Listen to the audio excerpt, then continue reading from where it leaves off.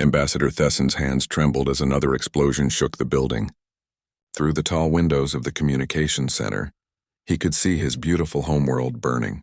The Velari had always been a peaceful people. They created art, wrote poetry, and spent their days swimming in the crystal-clear oceans of their planet.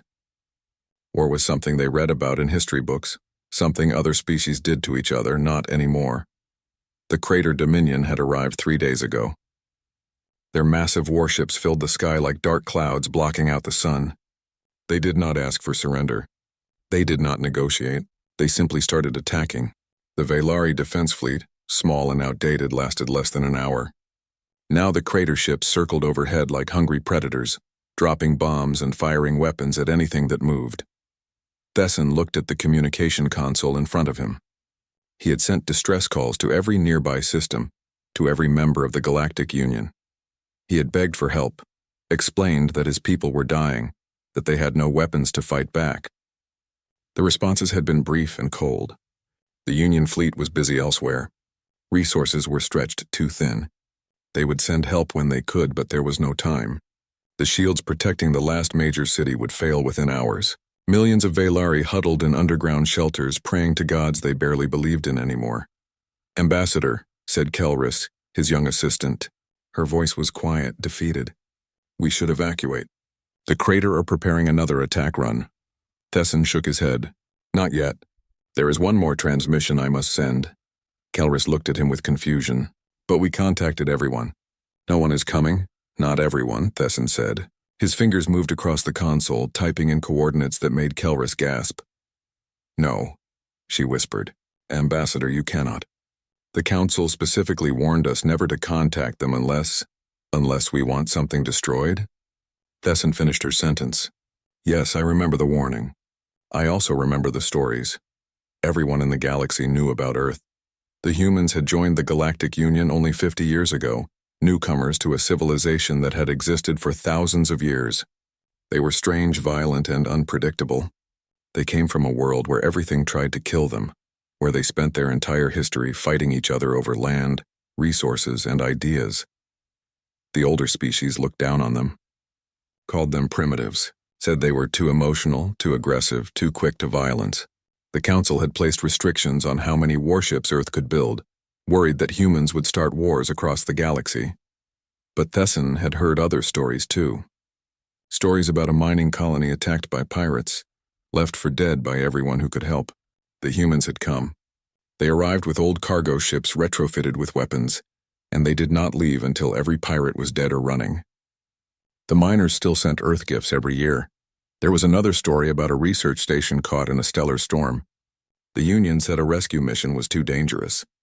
The humans went anyway, losing 2 ships but saving every scientist aboard. "They answer calls for help," Thessen said quietly, "even when no one else will." "They are also dangerous," Kelris argued. "They fight like animals. They do not stop. They are exactly what we need right now," Thessen interrupted. He pressed the button to send the transmission. The message was simple. He explained who the Velari were, what was happening, and that they had nowhere else to turn.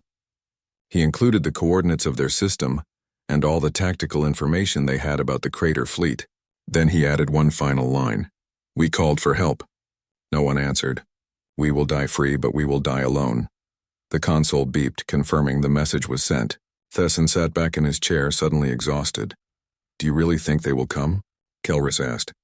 "Earth is so far away, and why would they risk their ships for strangers?" Thessen did not have an answer. He had acted on instinct, on desperate hope. Maybe the stories were just stories. Maybe the humans would ignore his message like everyone else had. The building shook again, harder this time. The lights flickered and died, replaced by emergency power.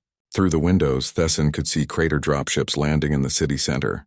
Ground troops would be here soon. "Come," he said to Kelris. "We should join the others in the shelters." As they moved toward the door, Thessen took one last look at the communication console. The screen showed his message traveling through space at faster than light speed toward Earth. It would take hours to arrive. Even if the humans decided to help, they could not possibly arrive in time. Above them, Commander Varrock stood on the bridge of his flagship, watching the Velari city below. The conquest was going perfectly. This was the 15th system the crater had taken in 2 years. The Velari were weak, peaceful, and completely unprepared for war. They would make excellent slaves once the fighting was over. "Commander, we are ready to deploy the terraforming weapons," his second-in-command reported. "The oceans will boil within 12 hours, forcing all survivors to the surface." Brock nodded with satisfaction. "Excellent. Begin deployment at dawn. I want this world broken by tomorrow." He looked at the small Velari ships trying desperately to evacuate civilians from the planet. His fighters shot them down one by one. There would be no escape. The crater had won before the battle even started. "Sir," another officer called out. "We intercepted a transmission from the surface." "The Velari sent a distress call," Brock laughed. "Let them call whoever they want." The Union abandoned them. "No one is coming." He turned away from the window, already planning the next conquest. The crater dominion would continue to grow, system by system, species by species, and there was nothing anyone could do to stop them. In the cold darkness of space, Thessen's message raced toward Earth, a simple plea from a dying people, hoping against hope that someone, somewhere, would care enough to help. The galaxy had abandoned the Velari, but the galaxy had forgotten something important about humans. They never ignore a distress call. Admiral Catherine Zhao was drinking her morning coffee when the distress call arrived. She was in her office at United Terran Command headquarters in Geneva, reviewing fleet deployment reports. It was supposed to be a quiet day. The 3rd Expeditionary Fleet was on routine patrol, and for once nothing seemed to be on fire. Then her console lit up with urgent priority markers. "Admiral," her aide said, rushing into the office, "we have a distress call. The Velari system is under attack." Zhao put down her coffee and pulled up the message. She read it twice, her face growing harder with each word. The Velari were being slaughtered. They had called for help from everyone in their sector. No one had answered. "When was this sent?" she asked. 12 hours ago, ma'am. It took time to reach us because of the distance. 12 hours. Zhao felt something cold settle in her stomach. The Velari might already be dead, but they might not be. And that meant Earth had a choice to make. "Get me the Security Council," she said. "Now." Within an hour, she was standing in the Galactic Council chambers on Unity Station. The council chamber was massive, with seats for representatives from 40 different species. Today, most of those seats were filled. Everyone had heard about the Velari situation. "The matter is regrettable," said Council Speaker Thrain, a tall insectoid creature with multiple eyes. "But we must be practical. The Union fleet is engaged in 3 separate peacekeeping operations. We cannot spare ships for every distress call." "This is not just any distress call," said Marcus Webb, Earth's diplomatic representative. He stood at the human podium, his voice calm but firm. "This is a sovereign species being invaded and destroyed. They asked for help. We have the responsibility to answer." "Responsibility?" Speaker Thrain's mandibles clicked in what might have been laughter. "Ambassador Webb, the Velari system is outside our core protection zone. Deploying a fleet there would leave other areas vulnerable. Then Earth will go alone," Webb said simply. The chamber erupted in noise. Representatives from a dozen species started talking at once. Some argued that Earth had no authority to act independently. Others whispered that this was typical human behavior, rushing into situations without thinking about consequences. Zhao watched from the observation gallery. She had seen this before. The Galactic Union was good at many things, but quick action was not one of them. They talked, debated, formed committees. Meanwhile, people died. Her communicator buzzed. It was Fleet Command. "Admiral, we have 47 ships within range of the Velari system. 67 if we pull units from the outer patrols. What are your orders?" Zhao looked at the council chamber below, where they were still arguing. Then she looked at the tactical display on her wrist. The Velari had hours left at best. Maybe less. She made her decision. "Activate Protocol Omega," she said quietly. "Full fleet deployment. All available ships converge on the Velari system. Maximum speed." "Ma'am, the Council hasn't authorized—" "I am authorizing it," Zhao interrupted. Someone called for help. "We are going." There was a pause on the line. Then, "Yes, Admiral. Relaying orders now." Zhao smiled slightly. She would probably face a court-martial for this. The Council did not like when Earth acted without permission, but she had been a ship captain before she became an admiral. She remembered the code that every Terran naval officer learned on their first day. Never leave anyone behind. Never ignore a distress call. Never surrender when others need you. Down in the council chamber, Webb was still arguing with Speaker Thrain. Your reckless nature is exactly why the Council restricted Earth's military expansion, Thrain said coldly. You are too quick to violence, too eager to fight. This is not how civilized species behave. You are right, Webb said. His voice was quiet now, and somehow that made it more powerful. We are quick to fight. Do you know why? Because where we come from, if you do not fight, you die. Earth taught us that nothing worth having comes easy. That freedom must be defended. That when someone is in trouble, you help them. Not because it is profitable. Not because it is convenient. Because it is right. Philosophy does not win wars, another council member said. The crater have over 200 ships in that system. What can Earth possibly do? Webb smiled. It was not a friendly smile. You are about to find out. Back on Earth, the response was immediate. At the Mars Fleet staging facility, klaxons blared as crews rushed to their ships. The 3rd Expeditionary Fleet, 67 warships strong, began emergency departure procedures. At the center of the formation was the UTNS Indomitable, a dreadnought that had never lost a battle. Across 5 different systems, other human vessels received the same orders. Destroyers, cruisers, carriers, all turning toward the Velari system. Some were hundreds of light years away. They started moving anyway. In a bar on Luna, a retired naval officer heard the news and immediately headed to the recruitment center. Within an hour, 3,000 other veterans had done the same thing. Earth's reserve fleet began waking up from mothballs. Admiral Zhao stood on the bridge of the Indomitable as it broke orbit around Mars. Around her, the crew worked with practiced efficiency. These men and women had trained their entire lives for moments like this. They knew what was at stake. Fleet reports ready for jump, Admiral, her executive officer said. All ships, this is Admiral Zhao, she said into the ship-wide communication system. We are going to help people who have no one else. The Galactic Council says we should not go. They say it is not our problem. They say we cannot win. She paused, looking out at the formation of warships surrounding her flagship. But a long time ago, our ancestors decided that we would never abandon anyone who calls for help. Today, the Velari called. Today we answer. All ships jump in 30 seconds. The countdown began, 30, 20, 10. For the Velari, Zhao said quietly. For everyone who ever needed help and found none, her executive officer added, 0.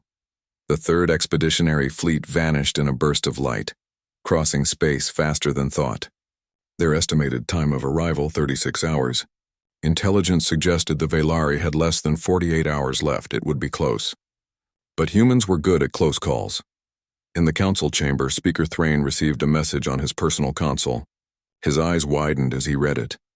Ambassador Webb, he said slowly, did Earth just deploy its entire 3rd Fleet without council authorization? Webb looked at him calmly. Yes.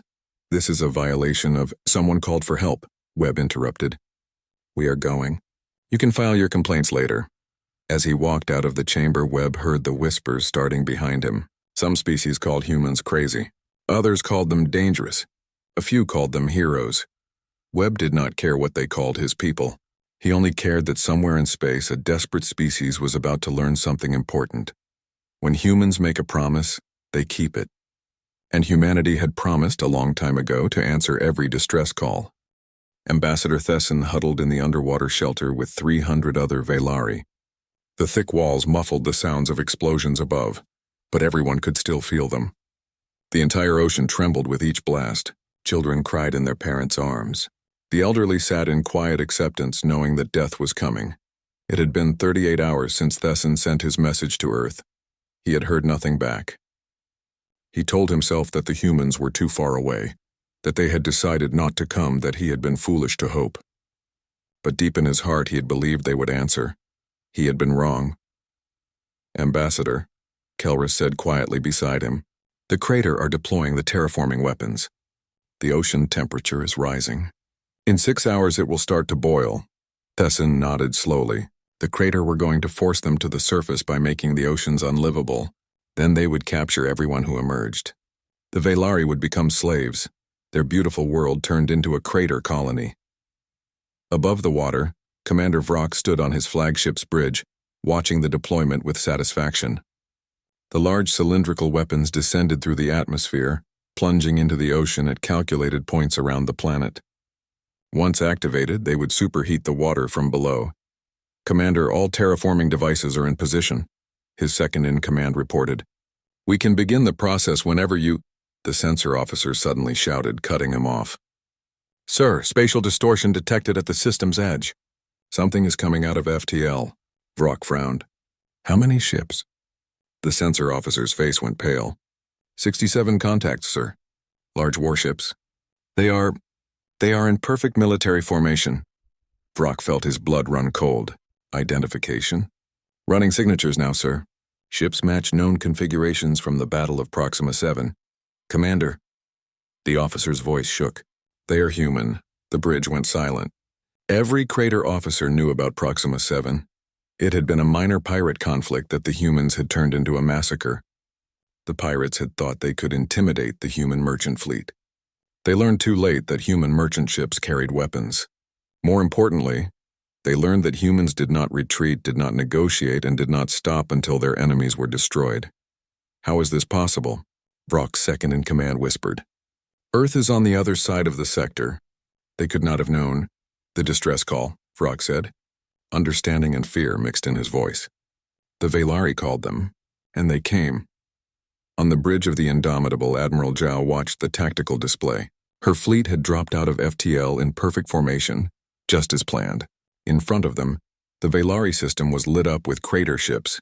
She counted over 200 contacts. Good, she was hoping for a fight. "Communications. Open a channel to all crater vessels," she ordered. "Channel open." "Admiral." Zhao's voice was calm, almost conversational. But anyone who knew her could hear the steel. "Underneath, this is Admiral Catherine, Zhao of the United Terran Navy 3rd Expeditionary Fleet.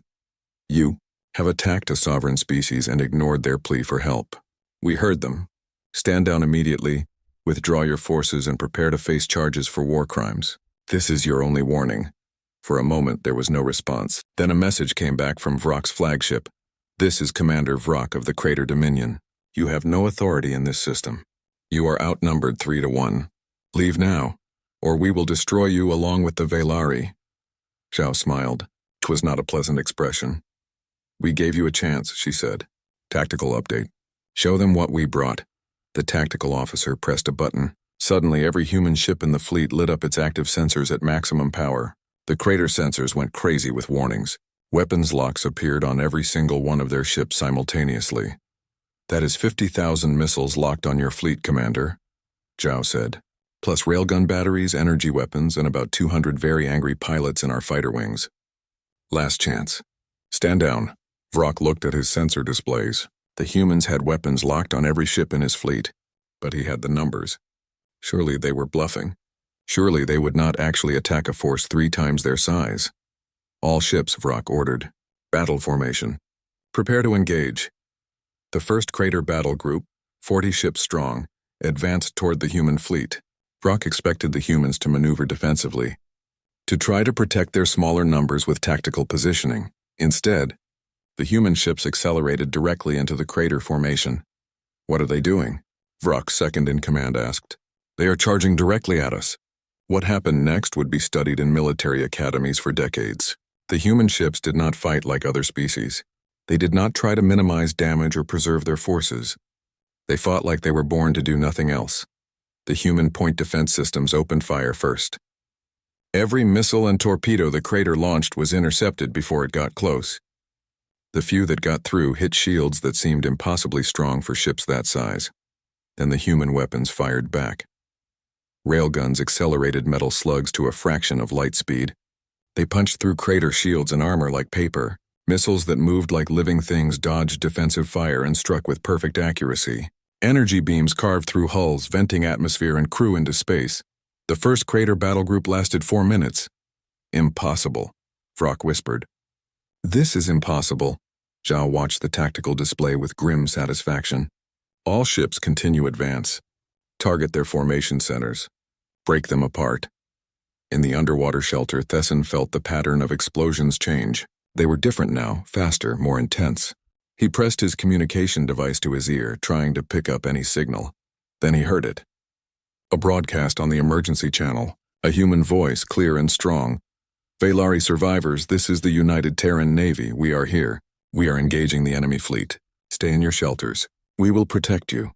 Thessen's hands started shaking. Kelris grabbed his arm, her eyes wide with disbelief. They came, she whispered. The humans actually came. Around them, other Valari were picking up the same broadcast. Suddenly, the shelter was filled with sounds that had been absent for days. Sounds of hope. Some people were crying. Others were laughing. A few were praying, thanking whatever gods might exist. Above the water, the battle raged. More crater ships moved to engage, and more were destroyed. The human fleet moved through space like a school of predators, each ship supporting the others, each captain knowing exactly what to do without being told. Vrock watched his fleet being torn apart and felt something he had never experienced before. Fear. All ships, pull back, he ordered. Reform at high orbit. But the humans did not let them retreat easily. They pressed their advantage, destroying ship after ship. By the time Vrock's forces reached high orbit, he had lost 60 ships. The humans had lost none. Commander, his sensor officer said quietly, the human flagship is hailing us. Zhao's face appeared on the view screen. She looked directly at Vrock and her eyes were cold. You were warned, she said. Now we do this the hard way. Vrock looked at his remaining ships, then at the 67 human warships that had somehow destroyed a third of his fleet in less than 20 minutes. He thought about his orders from the Dominion, about glory and conquest and expansion. Then he thought about survival. The galaxy had forgotten why humanity was feared. Now they were about to remember. Commander Vrock made his decision quickly. He had not survived 20 years of military service by being stupid.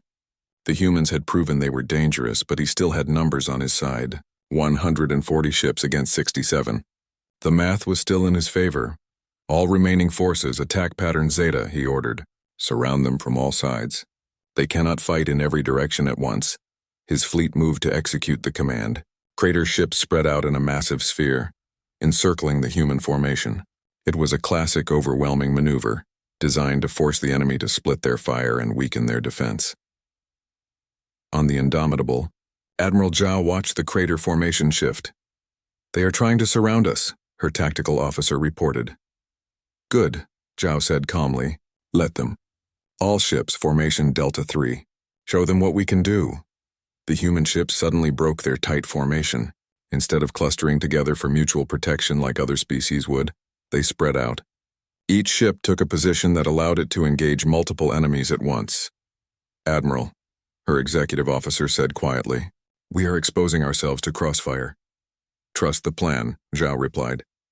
And trust our people. What the crater did not understand was that human warships were designed by people who grew up on a world at war with itself. For thousands of years, humans had fought each other in increasingly creative and horrible ways. Every weapon, every tactic, every strategy had been tested in blood. When humanity finally reached space, they brought all of that knowledge with them. The crater attacked from all sides simultaneously.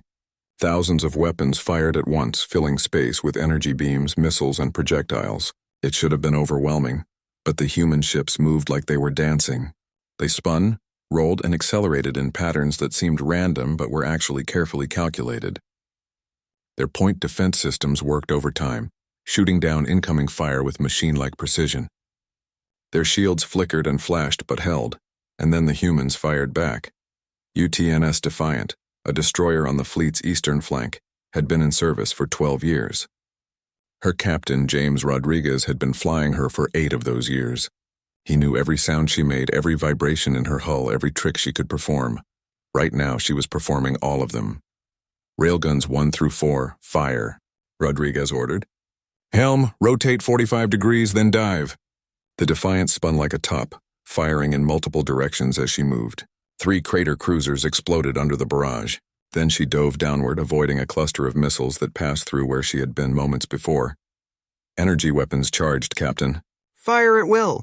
Beams of focused energy lanced out from the Defiant, cutting through 2 more enemy ships.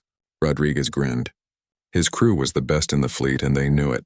Then the tactical display screamed a warning. A crater battleship was moving to ram them. It was already too close to avoid. Brace for impact, Rodriguez shouted. The collision was devastating. The battleship's shields smashed into the Defiant's port side, crushing armor and tearing through 2 decks. Alarms blared throughout the ship. The weapon systems went offline. The engines sputtered. "Captain, we have lost all primary weapons," the tactical officer reported. "Secondary systems are failing. We are dead in space." Rodriguez looked at the display. The crater battleship that had hit them was circling around for another pass. Around them, the battle raged. His ship was crippled, helpless. He smiled. "Helm, do we have maneuvering thrusters?" "Yes, sir, barely." "Engineering, can we overload the reactor?" There was a pause. Then, "Sir, if we overload the reactor, the ship will explode." "I know," Rodriguez said calmly. "How much time until the battleship is in range again?" 30 seconds, Captain." "Then we have 30 seconds to get this right. Helm, use every thruster we have. Point our nose directly at that battleship. Engineering, start the overload sequence. Set it for manual detonation." The crew understood immediately. They had been in fights before, but never one like this. Not one where the captain was planning to use their own ship as a bomb. "Sir," his executive officer said quietly, "the escape pods are not an option," Rodriguez interrupted. "That battleship will just shoot them down. But if we take it out, our people in the other ships will have a better chance." He pressed the ship-wide communication button. "All hands, this is the captain. Abandon ship immediately. Get to the escape pods and launch. You have 20 seconds. "Captain, you need to leave too," his executive officer protested. "Someone needs to steer," Rodriguez said. "Go, that is an order." The bridge crew hesitated, then ran for the pods. Rodriguez sat in his chair watching the crater battleship approach. His hands flew across the controls, using the small maneuvering thrusters to adjust the Defiant's position. Around the ship, escape pods launched into space. The other human vessels immediately moved to protect them, laying down covering fire. Rodriguez waited until the battleship was close enough. Then he pressed the detonation button. The Defiant's reactor went critical. The explosion was like a miniature sun expanding outward in a sphere of pure energy. The crater battleship was caught directly in the blast. Its shields overloaded instantly, and then its hull was vaporized. On the Indomitable, Admiral Zhao watched the Defiant's icon disappear from her display. She closed her eyes for a moment, honoring a captain who had made the ultimate sacrifice. "Rescue ships, recover all pods from the Defiant," she ordered. "Continue the attack." The battle continued. The crater were learning that fighting humans was different from fighting anyone else. Other species tried to minimize casualties to preserve their forces. Humans understood that sometimes to win, you had to be willing to lose everything. But the humans were not mindless. Every sacrifice had purpose. Every aggressive move was calculated. They fought with the skill of warriors who had been refining their craft for millennia. Vrock watched his fleet shrink on the tactical display. 70 ships lost now. 80, 90. The humans were taking damage, yes, but they were not stopping. They were not slowing down. They were not afraid. "Commander," his communications officer said, "we are receiving surrender requests from 8 of our ships. They are asking permission to withdraw." Vrock felt his confidence finally break. His fleet was falling apart. In another 10 minutes, he would have nothing left. "All ships cease fire," he said quietly. "Open a channel to the human flagship." Zhao's face appeared on his screen again. She looked exactly the same as before, calm, cold, in complete control. "Commander Vrock," she said, "are you ready to surrender?" Vrock wanted to argue, wanted to find some way to save face, to claim that this was a tactical retreat or a strategic withdrawal, but he looked into Zhao's eyes and knew it would be pointless. "Yes," he said simply, "we surrender. All crater vessels will power down their weapons and shields," Zhao ordered. "You will transfer command codes to us. Any ship that attempts to flee will be destroyed. Any ship that powers weapons will be destroyed." "Is this understood?" "Understood. Good. You will remain in custody until Galactic Union authorities arrive. You and your officers will face trial for war crimes. The Velari will decide your fate," Vrock nodded. He had lost. Completely, totally, utterly. His career was over. His reputation was destroyed. But at least his crew would live. As his ships powered down their weapons, Vrock looked at the human fleet one more time. They had lost only 7 ships in the entire battle. 7 against his 93. He understood now why the galaxy feared them. Humans did not fight to win territory or resources. They fought because someone needed help. And that made them more dangerous than any empire. Below in the underwater shelter, Ambassador Thesson heard another broadcast. "Velari survivors. This is Admiral Zhao of the Terran Fleet. The enemy has surrendered. Your system is secure. Medical ships and supply vessels are en route to the surface. We are here to help. Thesson stood up slowly. Around him, 300 Velari were crying, laughing, embracing each other. They had thought they would die today. Instead, they had been saved by strangers from the other side of the galaxy. Kelris looked at him with tears streaming down her face. Why, she asked. Why did they come? What do they gain from this? Thesson thought about that question. Then he remembered what Ambassador Webb had said in the council chambers, words that had been broadcast across the galaxy. Because it is right, Thesson said softly. They came because it is right. 3 weeks had passed since the battle.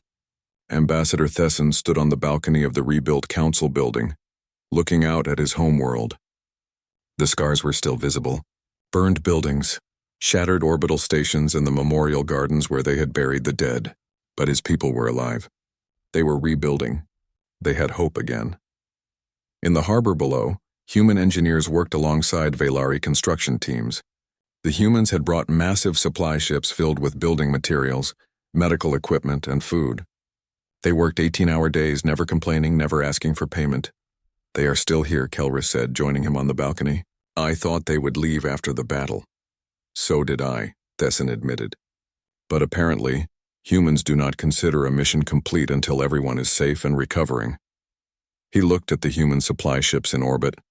Admiral Zhao had left with most of the fleet 2 days ago, heading back to Earth to face whatever consequences came from her decision to deploy without council approval. But she had left behind medical ships, engineering teams, and a small defensive force just in case the crater tried to return. The council has called a session, Kelris said. About Earth's actions, Thesson nodded. He had been expecting this. The Galactic Union was not happy that Earth had acted independently. They were even less happy that Earth had won so decisively. Pack your things, he told Kelris. We are going to Unity Station. It is time the council heard from someone who was actually there. 2 days later, Thesson stood in the Galactic Council chambers. The massive room was filled with representatives from 40 species, all of them staring at him. At the center podium stood Speaker Thrain, looking as stern as always. Ambassador Thesson, Thrain said formally, you have requested to address the council regarding the recent incident in your system. It was not an incident, Thesson said clearly. It was an invasion. My people were being slaughtered. We called for help, and only one species answered. Earth violated numerous protocols, another council member said. They deployed military forces without authorization. They engaged in combat operations outside designated areas. They saved us, Thesson interrupted. His voice was quiet but firm. While you debated and formed committees, my people were dying. The humans came because it was the right thing to do, and now you want to punish them for that? The chamber fell silent. Speaker Thrain shifted uncomfortably. Ambassador, you must understand our position. If every species in the Union could deploy military forces whenever they wished without oversight, then maybe more people would be saved, Thesson said. He pulled out a data pad and held it up. I have testimony here from survivors. Mothers who thought they would watch their children die. Elders who had accepted their fate. Scientists, artists, teachers, all of them waiting for death. And then the humans came. He pressed a button and holographic images appeared around the chamber. Recordings from the battle. Velari children being evacuated by human medics. Human engineers rebuilding homes. Human doctors working beside Velari healers in makeshift hospitals. The council talks about rules and protocols, Thesson continued. But the humans talk about people. They asked only one question before they came. Does someone need help? The answer was yes. So they came. Marcus Webb, sitting at the Earth delegation podium, watched Thesson speak. He had not expected the Velari ambassador to be so passionate. But he also knew that truth had a way of cutting through political nonsense. Earth's actions, while perhaps well-intentioned, set a dangerous precedent, another council member argued. What if other species begin acting unilaterally? What if we all acted like humans? Said a new voice. Everyone turned. Ambassador Kelson of the Dreth Confederation had stood up. The Dreth were an old species, respected and influential. Forgive me for interrupting, Kelson said, but I must speak. 50 years ago, my colony world was attacked by raiders. We sent distress calls to everyone we could reach. Do you know who came? Earth. The humans had only been in space for a decade, and they still came. They lost 2 ships saving my people. She looked around the chamber. Since then, I have watched Earth carefully. They are loud, emotional, and yes, sometimes reckless. But they have never ignored a call for help. Never. Can any other species in this chamber say the same? More representatives began standing up. The ambassador from Korthos Prime. The representative from the Scylian trade worlds. The delegate from New Meridian. One by one, they told stories of human intervention, human aid, human sacrifice. Speaker Thrain held up his hands for silence. This is all very moving, but we must address the core issue.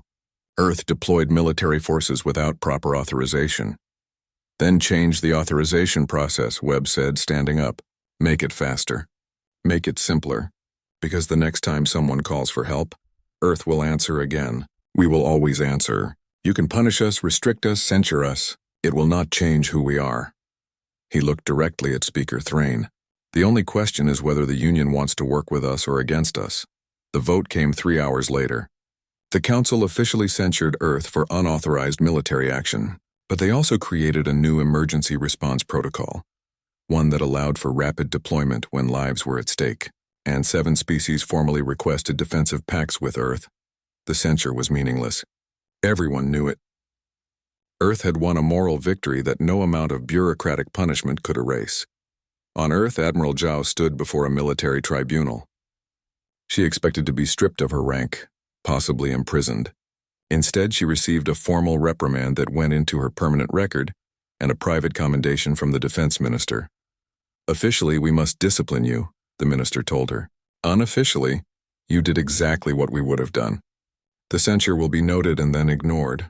Zhao smiled slightly. So we can do it again? If someone calls for help? Absolutely. Word of the battle spread quickly across the galaxy. The story changed with each telling, growing more dramatic and exaggerated. But the core message remained the same. Never underestimate humanity. The Crater Dominion halted all expansion operations. Their strategists spent months analyzing the battle, trying to understand how 67 human ships had destroyed nearly 100 crater vessels.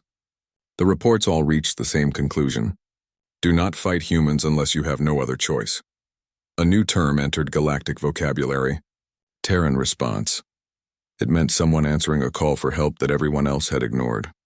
Within 6 months, it became the highest compliment you could pay to another species. On the Velari homeworld, a young child named Saren stood with her mother in the memorial garden.